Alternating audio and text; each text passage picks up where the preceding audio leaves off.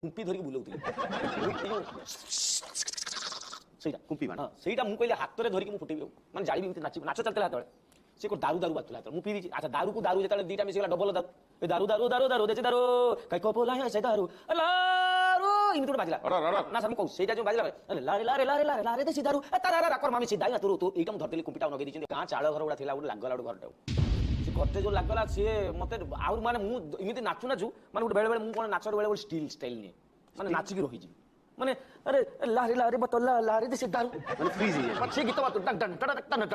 ମୁଁ ଏମିତି ଥିବି ସେଇଭଳିଆ କୁମ୍ପିଟା ମୋ ହାତରେ ଥିଲା ମୁଁ ଏମିତି କରି ରହିଯାଇ ଚାଳ ଘରଟା ସାଇଡରେ ଥିଲା ଧରି ନେଲା ଆଉ ତାମାନେ ଆପଣଙ୍କ ବନ୍ଧୁ ବାହା ବୋଲି ଆପଣ ଅନ୍ୟ ଘରେ ନିଆଁ ବି ଲଗେଇ ମୁଁ କଣ ଜାଣି କରିଛି କେବେ ଜାଣିକି କିଏ କାହା ଘରେ ଲଗେଇବ ନିଆଁ ମାନେ କହନ୍ତି ପାରା ଲକ୍ଷେ ଘରର ଶତ୍ରୁ ମୋ ଶତ୍ରୁ ଲକ୍ଷେ ଶତ୍ରୁ ଏଇଟା ପଛେ ତା ଘର କିନ୍ତୁ ନିଆଁ ନ ଲାଗୁ ମାନେ ସବୁ ପୋଡ଼ିଯାଏ ମୁଁ ଜାଣିଛି କେତେଟା ଘର ପୋଡ଼ିଲା ଗାଁରେ ଲାଗିଥିଲା 150 ଖଣ୍ଡେ ଘର ପୋଡ଼ିଗଲା